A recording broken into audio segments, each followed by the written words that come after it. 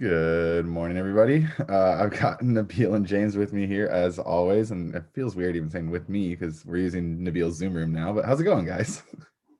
Doing What good. is Good to see you, up? Chris. Oh man. Okay. Well, we were just chatting a little bit about our kind of maybe not hot takes, but our takes on the 49ers news cycle that's been going on. So we'll start with that. Nabil, did you want me to finish my thought? Why don't you start and finish it so All everyone right, else so can hear? let's start. So obviously, I apologize to you who aren't Niners fans, but this is basically a Niners podcast, just as much as it is a Splatty League podcast. Um, big news since we last talked that the Niners moved up into the number 3 spot. Everyone is pretty sure that we'll be taking a quarterback at number 3, getting that hopeful future of the franchise. Lots of vitriol on the internet right now about who we should take, because there's a lot of armchair GMs in on the internet who think that they know better than Kyle Shanahan on who should be the quarterback. And I just wanted to lead off by saying, That's a very good question. Will there be an EV for me? What? Who's got something? What? Never Nabil. trust NFL Network, and I really. Tell me what I need to know. What is happening? Don't worry, editing that out. Okay, do what you got to do. But anyway, I digress. There's a lot of people who have opinions on who the 49ers should take, and I have opinions too. Like in my opinion, I think that Fields is the best player that is most likely to be available at 3 for the 49ers, and that's who I hope that they draft. However, as if we draft, say, Mac Jones, great. That's now our guy, and that's who I'm going to be rooting for. I'm still going to be in the Jimmy G camp, and I want him to get a shot next year to run the team before we just throw a rookie in there. Like, there's no reason to turn this team over to a rookie immediately. I'd mentioned before that I think he'll probably not start the whole season. Like, whoever we get, and unless if he goes on a tear and he's 7-0, sure, like then give him the reins and let him ride out the year. But whoever is starting at quarterback for my favorite team, I will be rooting for them to be successful. Full stop. James, did you have anything to add to that? Because I know we talked about this a little bit off the air. Yeah, I think we're in a pretty similar boat. I think it's just funny that the trade happens more than a month in advance of the draft, and it probably sucks being Kyle Shanahan and John Lynch right now. Just like all day, everyone's telling you who to take, how horrible a pick Mac Jones would be, but how it's already like a foregone conclusion. I think no matter what, I can watch as many like YouTube scouting videos on the different guys as I can, and any video can make one look like a steal and the others look not NFL ready. And I'm not knowledgeable enough at all on scouting Exactly. I would hope the Niners take someone who's more mobile, just because it's been a pain in the ass watching Russell Wilson and Kyler Murray and other quarterbacks in the division being able to make stuff happen with their legs. But if Mac Jones is the guy, I'll learn to like him. Right. I hope it's not him just because the others seem more exciting, but who knows? My one doubt is that the front office has had like no leaks since John and Kyle took over. And I would just be shocked that right after they make a move, it's known and the information gets out, which is why I don't think it's Mac Jones. But if it is, I can get behind it. Yeah, I think all agreed on all points on my end. Nabil, your thoughts on the whole situation? Yeah, I think there's like a couple things that you guys touched on, like Matthew Berry. I think it was either in one of his podcasts or even in his book or whatever. He pretty much says like you can take two or the exact same player, put them as two different players, state different stats, and one looks great, one looks terrible. So anything you're watching for scouting videos, yeah, it's going to be their highlights or it's going to be their lowlights. And so, yeah, I'm not going to sit here, and I don't think any of us think that we're professionals who have watched college tape and know everything about these players. Whereas these are, Shanahan and now I'm forgetting the GM's name. I shouldn't have put myself on that spot. But pretty much we know that they have been looking at this. And it's funny because you're talking about Mac Jones not being like this big, exciting player to look at. Maybe you just don't like him. But like kind of Josh Allen didn't really have much of that either. People were thinking that he was a terrible pick up when he was selected by the Bills, right? Like all of us act like we know things, and then they turn out to have, small characteristics that maybe don't show up on tape that end up making them good. I'm not saying that Josh Allen is amazing, but if we got a quarterback caliber of that level at a young age that Kyle Shanahan can work with, then I have no problem with that. They say Mac Jones is great at making the second read and tends to have a little bit higher IQ. Justin Fields is more athletic. I think it does just turn or go back to what does Kyle Shanahan want in his offense? Yes, it'd be way more exciting to watch Justin Fields, but maybe he is someone that kind of just like burns out at the end after 2 years because he kind of becomes predictable. We've seen that before. Kaepernick did have a tendency that after his like first breakout season, teams started to kind of recognize it more, and then they started to adjust. If you have someone who can read defenses, then maybe that's not as big of an issue. So in the end, I agree with you guys. I'm going to be cheering for anyone because it's taking over Jimmy G after some time. So I'm glad you mentioned Kaepernick because that's the direct comparison. Like I was always a believer that Alex Smith should never have lost the starting job. And I loved what Kaepernick brought into Harbaugh's offense to mix it up. And I'm on the record saying that I like that idea quite a bit. Like, I think that the Broncos could have utilized Tebow better. I think that the Saints showed how to do it last year with Breeze and Tyson Hill. Tyson Hill, yeah. But I wasn't but when Kaepernick was the starter, like I wanted him to do well because I am a fan of the team. Like it is not my job to put the team together. It is my job to enjoy the games, root on for the team that happens to wear the same color uniform and play in the same stadium or in the same general vicinity now as the team I loved growing up. Like that's all it is. Like there's so many people on the internet who just like it's just so like self-righteous almost, like how much like they think that like they want to control like who is on the roster. It's like you don't get to control who's on the roster. This is not your fantasy team. Just root for the guys on the field. Was I thrilled when we signed Richard Sherman? No, I wasn't, but he ended up becoming an amazing player for us, and like now I'm a huge fan, and I rooted for him on the 49ers from day one, because even though I had some bad feelings about the guy from before, he's on my team now. And it's so funny to me that that's like not the message that comes through. Like the message that comes through is just so much like people are just so upset about it, and there are so many things that you should be getting upset over besides that.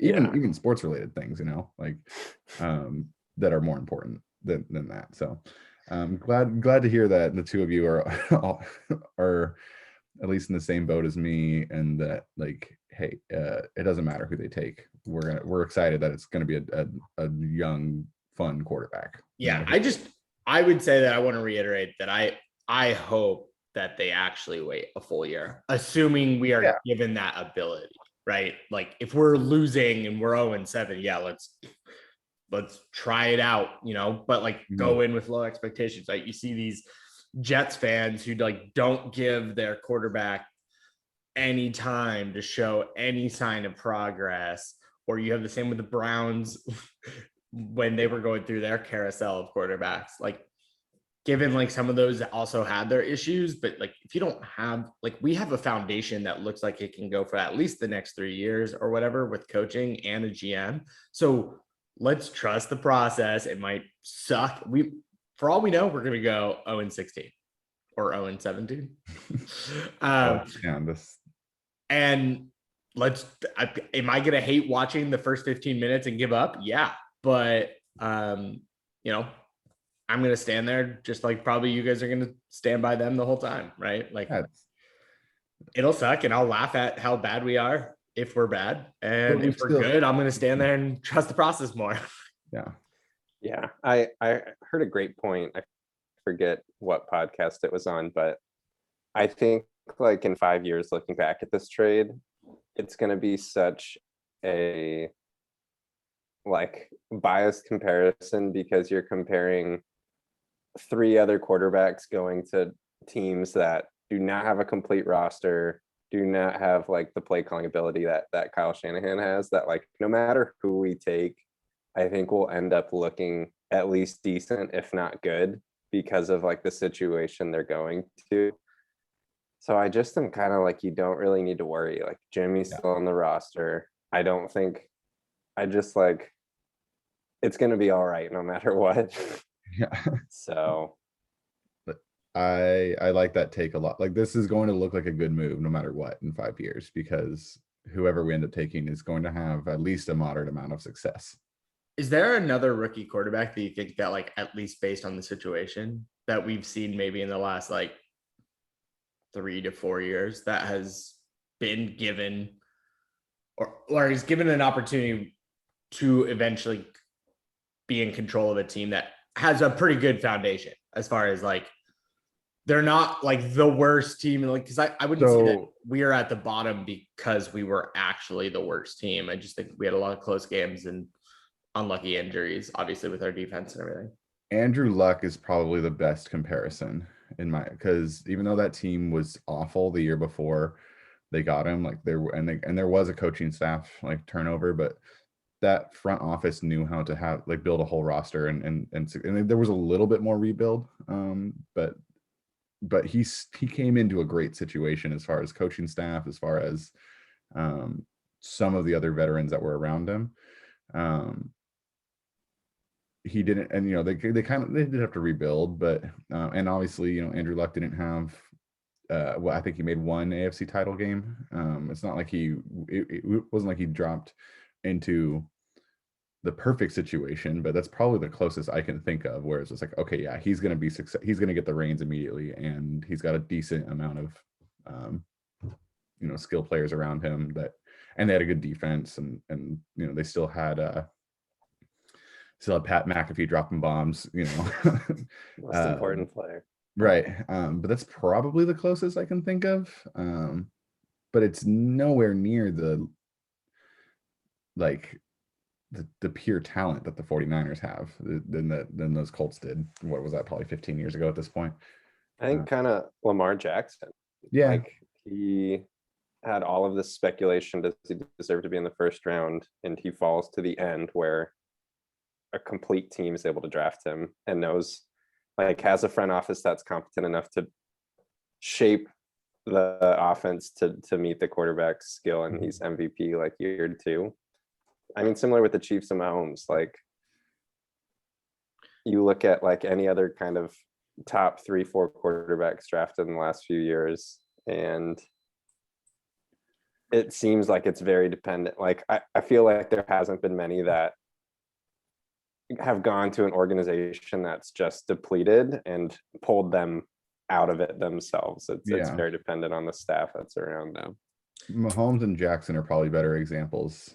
I think with those though, you're looking at quarterbacks that fell to the very end. I think the one that I was kind of thinking of, and it's still too early, but there's possibility, is Justin Herbert with the LA Chargers, just because another team that had pretty damn good defense that has been plagued by injuries, and their offense, you know, they've always been surrounded by talent. They had a great wide receiving core, great tight ends, and they just kind of have always like been in the middle of the pack, but they're always towards the front. They ended up getting someone who's like one of the top 3 prospects last year.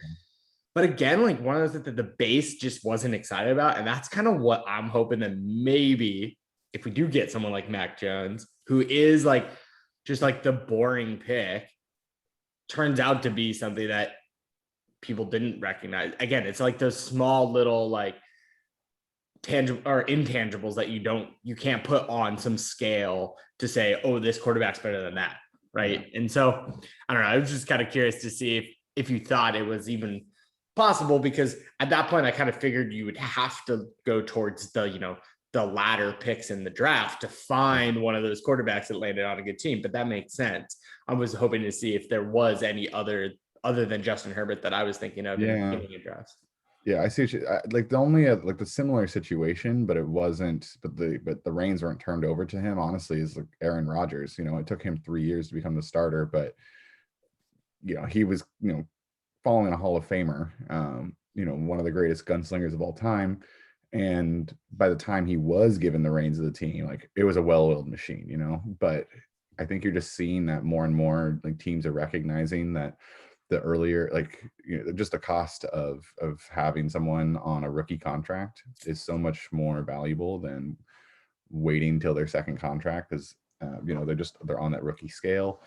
And so I think you're going to see a lot more Justin Herberts and a lot fewer Aaron Rodgers as the league evolves, because and especially with the salary cap going down this year, it's just even more of a squeeze on cap space, and trying to build a successful team around a quarterback is easier if you have to spend less money on the quarterback. Yeah. And I think you're going to see a lot more of these drafts where the top 5 picks are going to be like 3 quarterbacks or 4 quarterbacks, because teams are going to gamble on it a lot more, because it does work. I mean, look at how much success the Ravens have had, the Chiefs have had with these guys on rookie deals.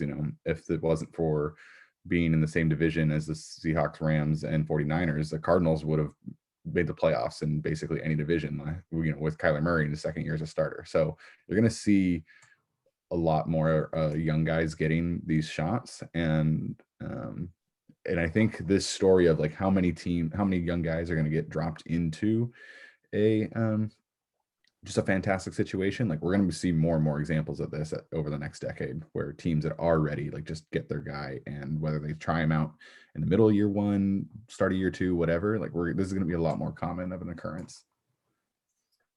Yeah, I think it's just kind of separate but related point too. It's just crazy, the recency bias that goes into forgetting like how much speculation is in the whole pre-draft process. And like you look back at like the 2019 draft, and it was a shock that Baker won overall. Like that wasn't considered possible until like 2 days before the draft. Like just all this stuff, like how many smoke screens there are. And I think just because everyone's for the most part trapped inside, like this year it's just amplified to a 10. 100%. So I think it's going to be funny looking back at a lot of like Reddit threads in a year from now and being like, man, these takes have aged so horribly. So yeah, regardless, super excited for the draft. Yes, absolutely. Nabil, any last thoughts on the draft? Now I would love to see if we could get a group of the league to at least watch the first round on Thursday together. But and even if it doesn't really mean that much, it could just be more of like a shooting the shit. Maybe we talk about some rules still, but we have the draft on in the background. I got the big old TV behind me, so I would love to just kind of sit and talk again. I think it was just me and Hoyt last time, and then we just kind of dropped off because no one joined. But yeah, we put it in the universe earlier. Maybe people will join us. Yeah, I missed it last year, and I don't remember exactly why, but a virtual draft party sounds like a good time to me. And especially like for me, it's like, I don't really care who the Niners take when they were picking like at 30 or 31 or whatever. Like at 3, yeah, like I'm tuning in. I can't wait to see what goes on. Let's talk more about the fantasy side of things, and thanks for bringing up Hoyt, because I know Hoyt he was the one guy who I threw out, like, for as far as changing the schedule, he was actually against adding a 17th week into the league season, because now that fantasy football to me should be done before the last final week of the season. That's what we've always done. It's pretty standard in case your studs are sitting out. Now that the NFL is adding a 17th game and 18th week of the regular season, the fantasy league schedule can get expanded, I think, to week 17.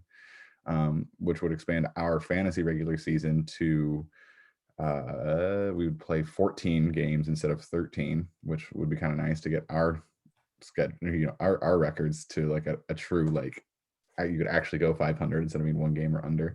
But there's a couple different options on what we could do with the schedule. With what we could do with the schedule. I'm a big, so I mentioned Hoyt didn't want to add a 17th game.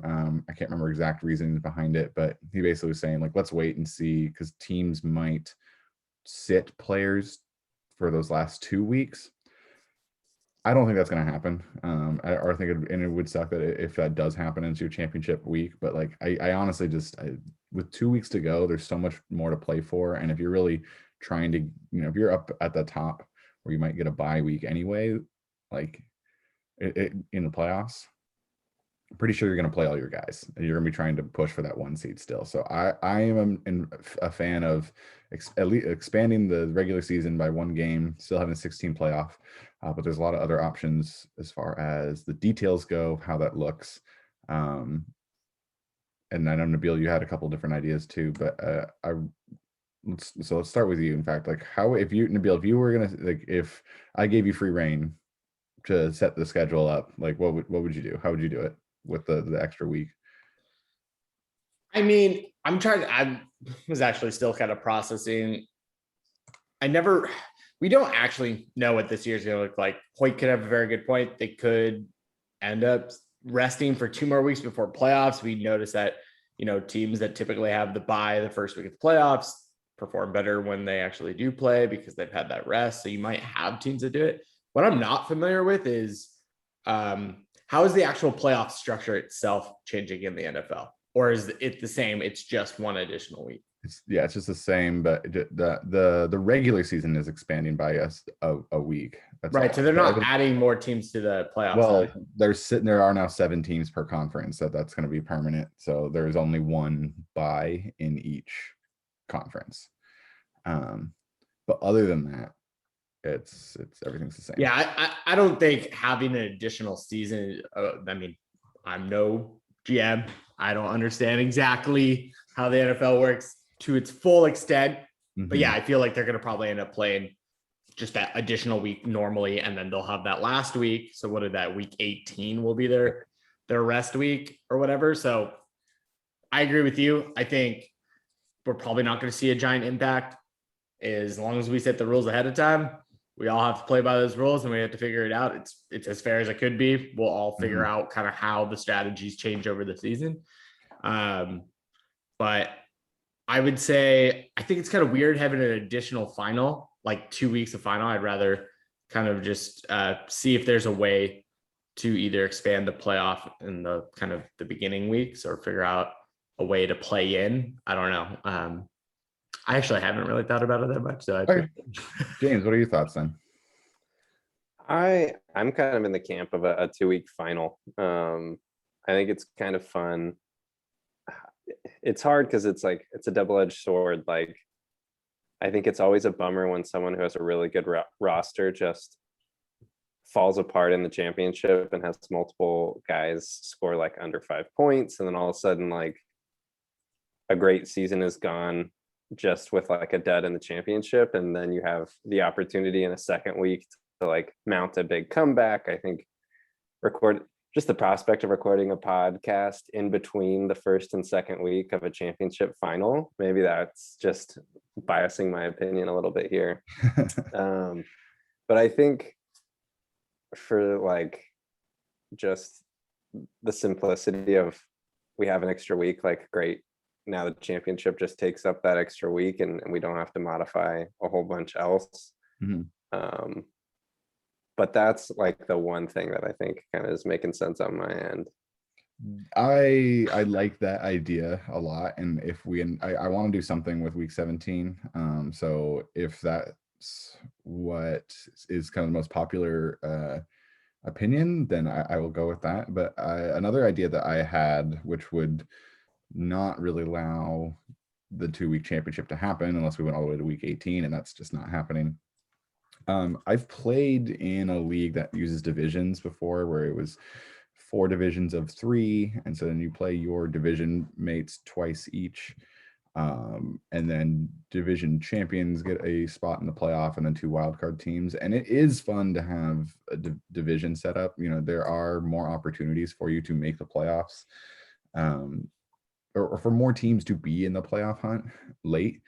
But one thing I didn't really like about, and why I never pitched that idea for Splatty League, is a 3-team division isn't really a division, and there's a chance for, I mean, like the league I played in last year, one of the division champions went 5-8, and they made the playoffs. And now, can that still happen with 3 divisions of 4 teams?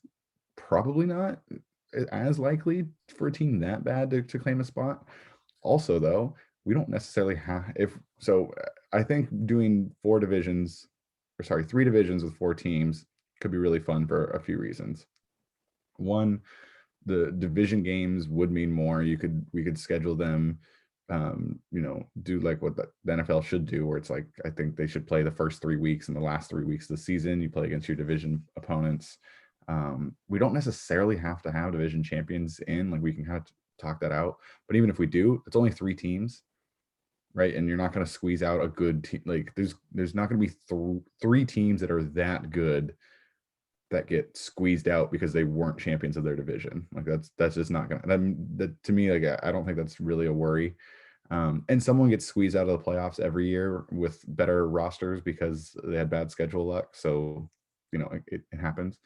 But also I think like we could have a lot of fun picking out the divisions each year, because I wouldn't necessarily want, or maybe we lock ourselves in for 2-year cycles of like, this is, or 3-year cycle, like this is your division, this is who you play against. But I think we could have some really fun, or a lot of fun with like how we choose the divisions, like how you draft now changes potentially, like knowing who your division mates are for that year. Like maybe we come up with a formula based off of schedule. So I think that could add a lot of just a kind of a new wrinkle into how we look at the standings. But it is a big change. It's not one table, best records get in. There probably would be some division champion part going on. But then that would essentially mean extending the regular season by a week. And so that would turn just instead of 13 game schedule, 14 game schedule, and then run the playoffs the same way. Thoughts? What do you? Yeah, so I actually the reason why I was put on the spot first and I was not prepared because I wasn't exactly sure what my original opinion was. And thank you, James, because you mentioned it. And I remember what my big point was when we had kind of previously kind of brushed the surface of this conversation, was that a 2-week final reminds me a lot of kind of like your things in the European League or like the European Championships, where it's like you have 2 games and essentially an aggregate score. And I think to that reason, I did like that. A final's not fun if you are a top team that has performed week in, week out, and you just like, maybe your quarterback gets injured in that week, or for some reason, it's just like, okay, your wide receiver, that team goes up 45 points against some trash team at the end of the year. And now that they're just running the ball. And so you just have this bad week, but that there's a play-in game for the playoffs later. So that next week, your wide receiver is going to be back to peak performance. And I think that's definitely a reason to consider the final be in 2 weeks. It'll just actually give us a true champion. I think a lot of people, when you look at like football, it's one and done when you're in the playoffs. But when you look at basketball, it's a game of 7. So you typically get the best team moving forward in the playoffs. I don't know much about basketball, but I do know that when you have that kind of sample size each time, you're going to have the best team come out typically. So I think we'll get the best champion at the end of that. As far as like how to do, I think divisions would be fun. I think definitely would need to be 3 divisions with 4 teams, because I agree it doesn't make sense to do it the other way. I'm just very curious on how creative or how we can make an incentive to be like still a top team, not just a top team in your division. And I was trying to like draw out little brackets, but I think there's going to be probably more conversation that goes with that. We just need to agree, because if we do divisions, we probably can't do the final, right? So it's almost like that should be the vote: is do we want divisions or do we want a 2-week final? With a third option, really, because since Hoyt, and maybe he'll have his mind changed by hearing our ideas, but like there was a third option of just like, keep it the same, and just have the season not go as long, which I hope that and again, I know that we do have one dissenting opinion at least, but I hope that everyone else realizes that extending the fantasy season into week 17 is just going to make it kind of more fun for everybody. There's also a better chance that we could like get together to like watch those final games, because it's not during the holidays. It's not during Christmas. It would now be like around New Year's, which is a little bit less, family holiday. So like there's more potential for, at least I know that we're starting to get more and more spread out across the country with Nabil in Texas and Hoyt in Colorado. But like for the guys that are together, it's fun to get like to watch fantasy, or with big fantasy playoff implications on the line. Like it's fun to watch Red Zone, and it's more fun to do it in groups, and it's harder to do for the championship because it's Christmas. I mean, James, when I beat you, it was literally Christmas Eve was like the like when I clinched the victory, and it's just like it just was weird that I'm like watching my phone, like watching the scores on my phone instead of like hanging out with my family because it was in a fantasy title game. One thing I want to throw out too, if we do the 2-week championship, is that means playoffs would start in week 14. Fantasy playoffs would start in week 14, and there's definitely a chance there's a higher chance of teams having their bye week in week 14 in an 18 game schedule, and I don't think they're going to have it by week 15 and then only have 3 games left afterwards. And I think it'd be good to try to avoid having bye weeks in the player bye weeks in the playoffs. Like that is a real bummer when you don't get to start your guys in a game that matters, really matters more than any of the other ones in the season, and it's the time when everything's aligned. Plus, you're probably more likely if you have some, like, say you had just like any one of your studs that was like your top performer is on a team that their bye week isn't until week 14. Like that means you got an extra week of them in the regular season, and like that's it. So you're not only are you more likely to make the playoffs if your stud is now like has his bye in the playoffs, but like now your team is suddenly just like artificially worse. So that's my major concern about going to a 2-week championship game. I think for all the reasons you guys said, it's super fun, but I lean and I would have a blast doing it, but I lean towards extending the regular season over extending the postseason. So just to confirm, we'd be saying that the finals would be week 17, right? Like the last day of the finals, regardless, will probably be week 17. We're not going to. I'm looking at that, and that is January 3rd. So it's after whatever New Year's, if people get together. Right. I think you're right. I think in the end, hey guys, let's get together or try, if possible, to watch the game together, because that would be fun. Because when you're doing it over the holidays, honestly, I think that's probably the blackout period of me not looking at fantasy sports is during just that week. I'm just like not as good at following up on it. But I agree. I think it would, if we could push out buys to not impact playoffs, that is probably the best option.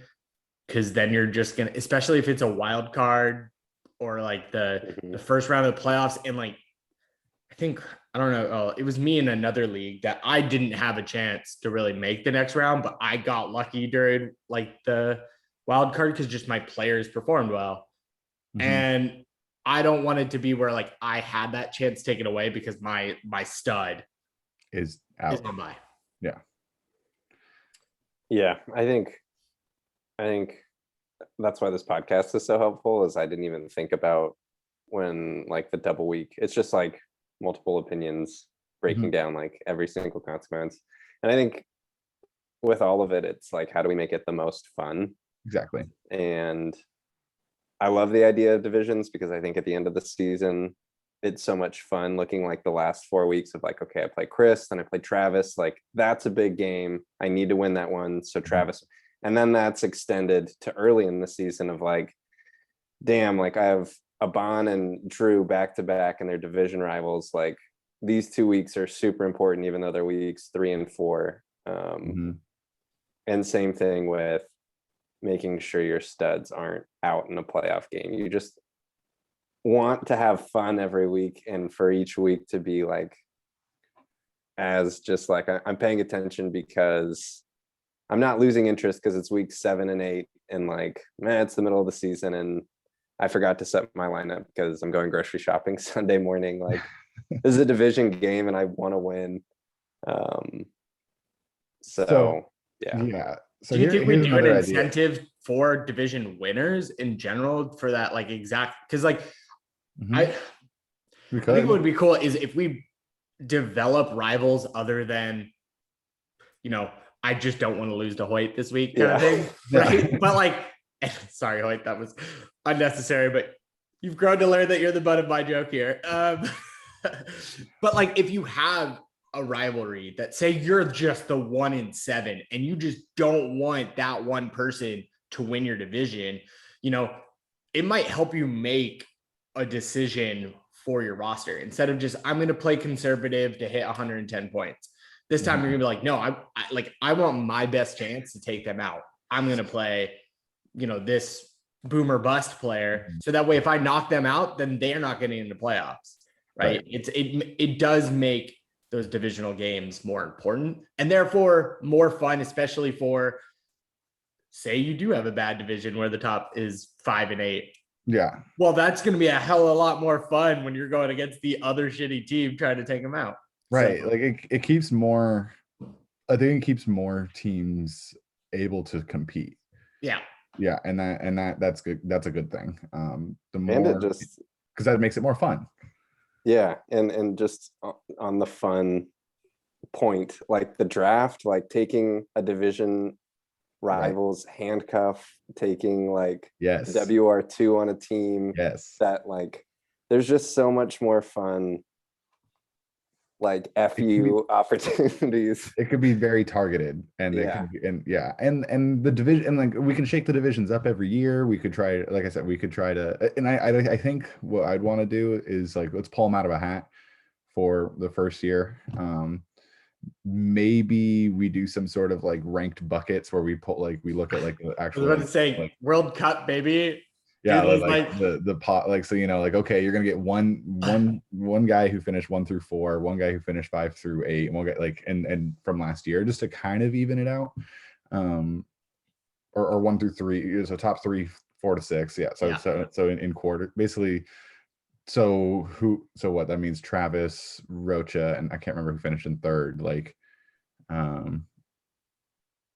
whoever finished third. And with our league though, like they would be in each, like they'd be like in each division, in a different division, right? And then someone finished 4th, 5th, 6th, like, and we could pull them out of the hat. But yeah, go ahead, Nabil. Yeah, I think like the where some people might be like, no, that's not that fair. Like, I'm going to be always having to go against the person who's like in the top of last year. But like, let's remember, like our league does have a lot of turnover between positions, a lot of kind of parity there. It's just like the people who are in the bottom might just have really good assets for the next year anyway. So they're like, yes, do we have tanking?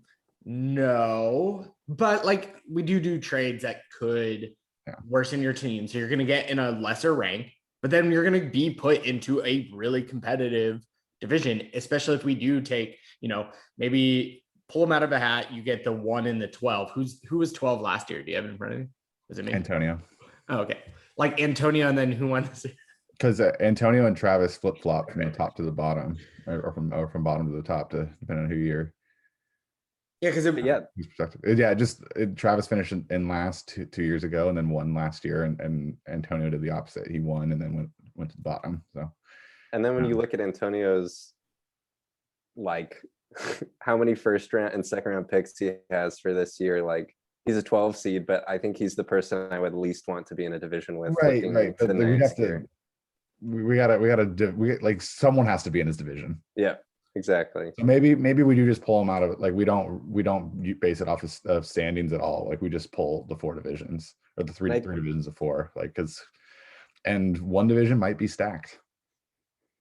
And I think this could be a fun, knowing that we have so much time before our draft and the start of the fantasy season. Is a future pod could be making up random divisions and seeing how it would have played out the last 3 seasons, and like a fantasy of like James is all about content right now. Yeah. Holy shit.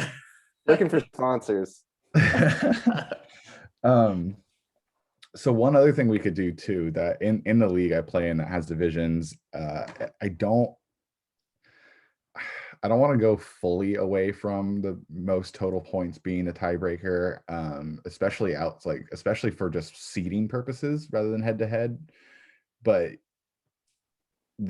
we use head to head as the tiebreaker for like the division rankings, and then division record is next. So like even if you're 200 points behind, like I actually got into a situation where I was ahead of this, like the guy me and the guy in second place in our division, we played each other in the last week of the season. And even though I was like 200 points ahead of him, if he beat me, we would have the same record, but then he would have had the tiebreaker based on head to head, or actually would have gone to the division schedule. And so we potentially could even do that, where like, no, like the division games do matter because our division rankings, like the tiebreaker is head to head record and not points. Just a thought there, because and it's not great if someone gets a ton of points and ends up losing out on the tiebreaker because of head to head, but they should still be able to make the playoffs if we make that just the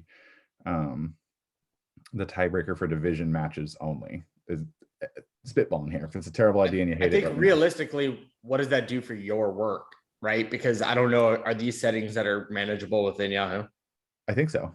If they are, sure, but I'm going to tell you right now, and maybe this is the best to not think like, hey, people listening to this, we're not just like always agreeing on each other's points and not just reinforcing our ideas to get them made into rules. I would hate if like points 4 doesn't make some impact on helping you make playoffs, right? Because like in the end, we want playoffs to be the best team. If you just maybe you're say you're 7-6, right? And for some reason, you just got unlucky during your division matchups. And maybe say 3 of them you lost because you just had a shitty score, and 3 of them you lost by like 2 points and it was 140. And then every other opponent you destroy, right? Well, that's going to suck if for some reason in that tiebreaker you don't make playoffs. Not saying that that's what you mean, but like it's potentially someone who could have 7-6 be a high scorer who then doesn't make playoffs because points 4 is not considered. And it should be, because in the end, that's what we're trying to figure out, is who's the best manager who can put together the best roster to put up the most points. Like if we're simplifying this entire thing, right? It's not just simply how did I win against the lowest scoring person every week and become 11-2 just because I did that, you know? Yep. But if that's something that Yahoo does, I'm going to trust the Mish. I'm mostly spitballing here. So if I'm trying to find the setting, I'm pretty sure you can have head to head be a tiebreaker, but I would have to find it. Or actually, maybe Yahoo might not do it. It's because it's a different platform that I do that on. But yeah, I mean, we don't have to do that. Also, like, so I would think that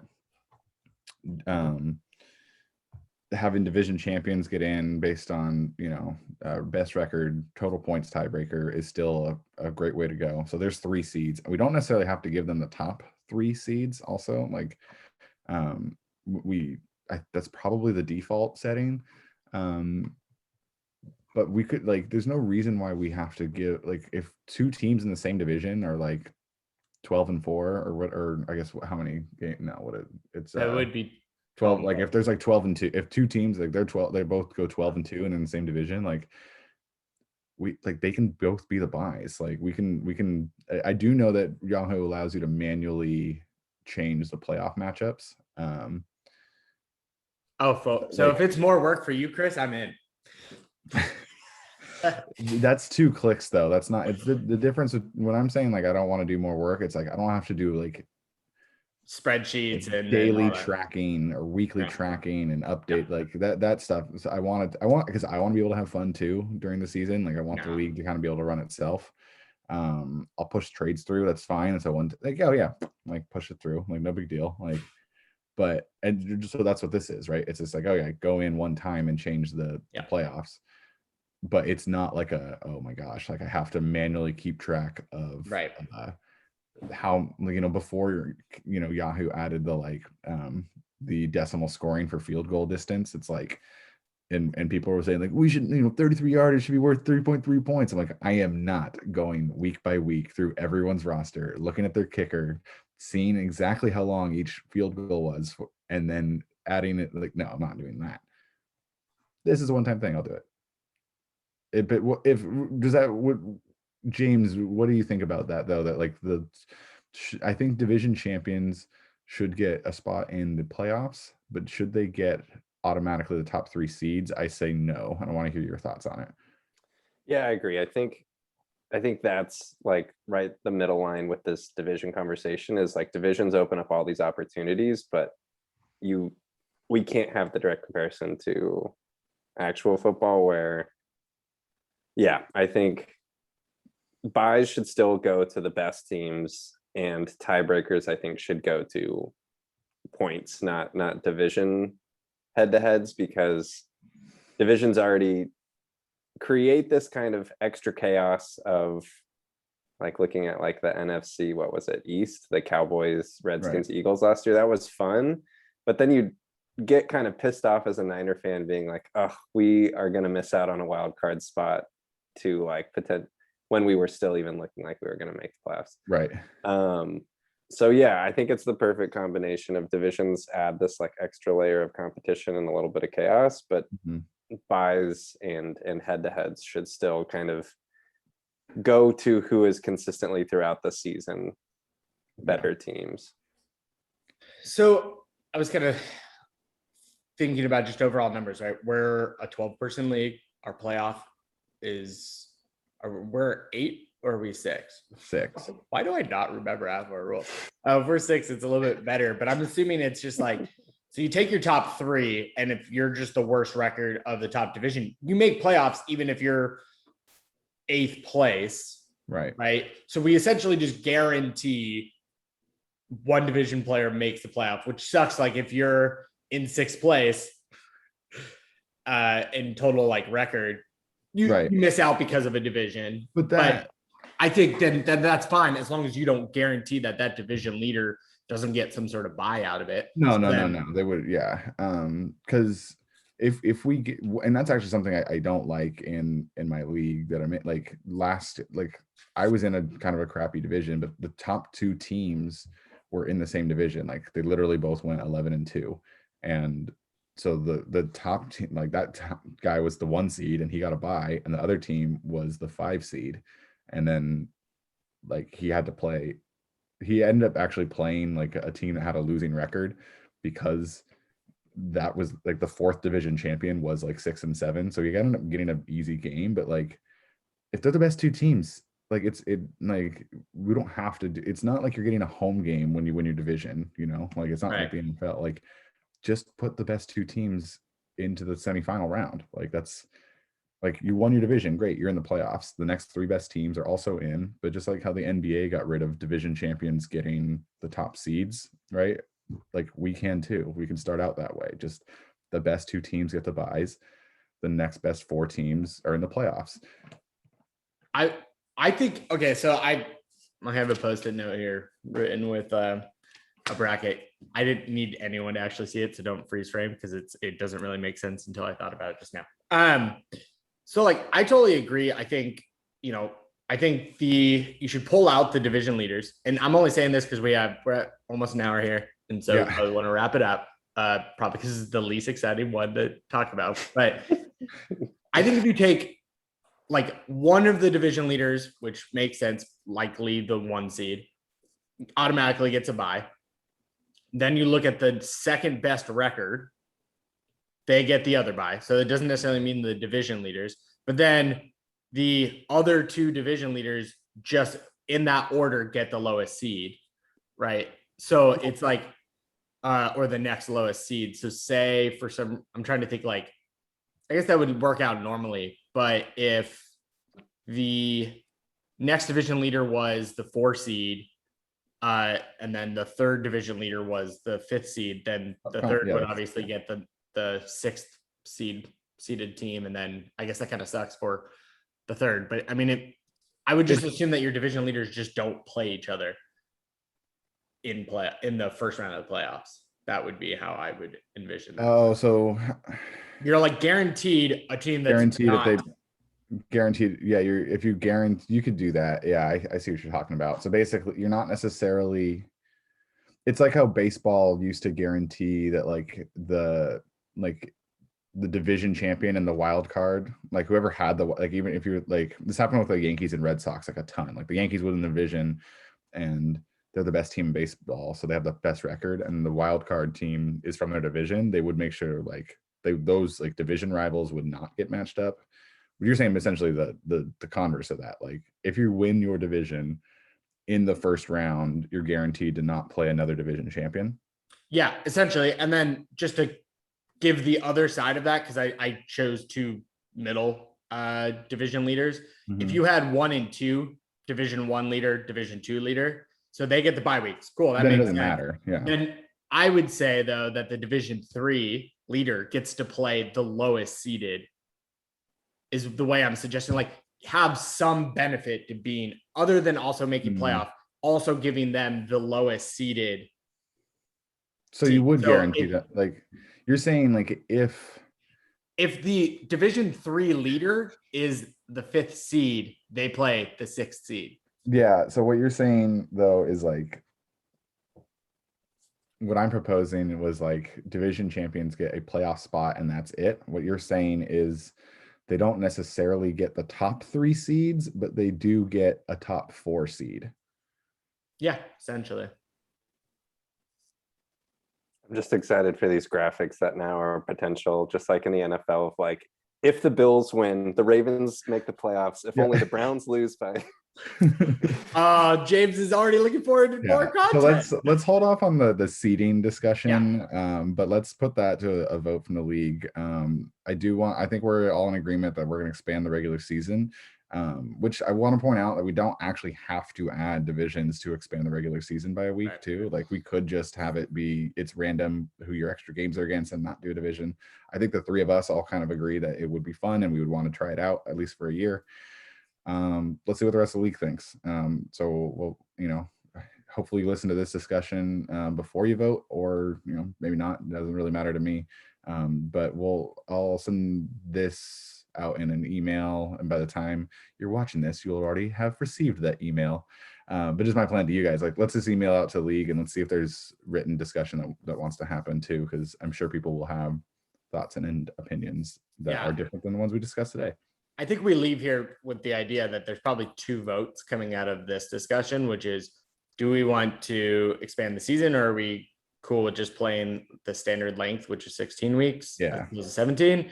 And then do we want to consider divisions? I think like just keeping it super basic, because obviously we all just discussed different things that we like about divisions, different structures of the divisions. Let's save that for yet another vote. Let's because everything we're saying about how to do divisions is just the tip of the iceberg. And we can obviously continue to have that conversation, but let's just see if, and hopefully these were some fun ideas that people got about like, well, what divisions could look like, and hopefully other people have other ideas too. Because when James mentioned the like taking your division rivals handcuff, like I didn't even think about that until so. Could be fun. But yeah, let's wrap it up. James, you got anything else? No. Nabil, tell me what you think of Legend of Korra as you progress through the rest of the season. I'm on episode 7, season 1. So far, it's pretty sick. I like that they made their own version of Quidditch, essentially, Yep. which was just professional benders. Definitely made it way more interesting than just like walking and trying to find their like. And I like that they set her up already with 3 elements, so that I don't have to like wait for this whole process. But yeah, I'll keep you posted. How many seasons are there? You know, at the top of your head? There's 4. Damn, I have so much more to watch. But yeah, for sure. Other than that, I'm Gucci, guys. Peace out. Yeah, thanks everybody for listening, and we'll see you again next time.